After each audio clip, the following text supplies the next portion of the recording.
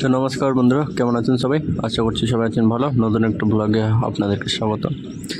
তো আজকে একটু এই ঘুরতে ঘুরতে মানে কাজের মধ্যেই ঘুরতে ঘুরতে এসে একটা ছোটোবেলার স্মৃতি মনে পড়ে গেল। তো এই যে দেখুন, এখানে যে এই আম গাছটা দেখা যাচ্ছে, তো এই আম গাছটা আমাদের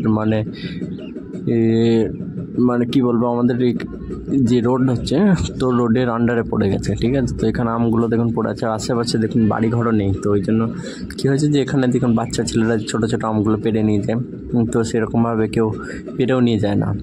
এই জন্য এই যে দেখুন, তো আমি একটু আগে ঢিল ছুঁড়ে আম পাড়ছিলাম, ঠিক আছে। তো এখন অনেক ছোটো, তবু সেই ছোটোবেলায় দেখবেন সে আমরা যখন ছোটো ছিলাম তখন পকেটে করে নুন লঙ্কা নিয়ে যেতাম, যেখানে অনেক দূরে কোথাও আম গাছ থাকতো সেখানে গিয়ে আম পাড়তাম, ঠিক আছে। তো সবাই মিলে খেতাম, ঠিক আছে। এই সব জিনিসগুলো গ্রামের ছেলেরা অনেক ভালো জানবে। তো শহরেরও এখন অনেকজন এই ধরনের জিনিস করে থাকেন, কিন্তু শহরের যেগুলো একদম প্রপার টাউন সেই সব জায়গাতে এই জিনিসগুলো হয় না।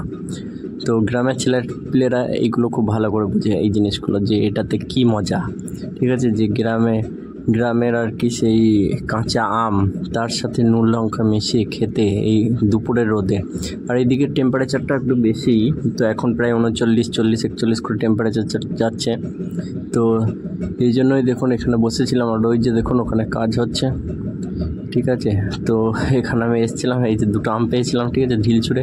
তো একটা খাচ্ছি আর এই একটা এখানে আমার হাতে। তো দেখে ছোটো লাগছে, কিন্তু খুব একটা ছোটো নয়, এগুলো খাওয়ার মতোই, ঠিক আছে। তো এইটা দেখি আর কি সেই ছোটোবেলায় সেই কথাগুলো মনে পড়ে যায়, যে আমরা যখন ছোটো ছিলাম তখন যেতাম দুপুরে সবাই মিলে দল বেঁধে আম পাড়তে যেতাম, গিয়ে আম খেতাম এই দুপুরে। আর এই যে দেখুন এখানে গাছপালাও একটু কম, ঠিক আছে, তুলনামূলকভাবে। তো এই ধরনের ছোটো ছোটো স্মৃতি মনে পড়ে যায়। তো বড় হয়ে গেছে এখন, আর সেই সব দিনে তো ফিরে যাওয়া যাবে না। তো তবুও আর কি সেই সব স্মৃতিগুলো চালনা করা যাচ্ছে। আর ঠিক আছে, তো এই ছিল আজকের ছোট্ট ভিডিও। তো ভালো থাকবেন, বাই।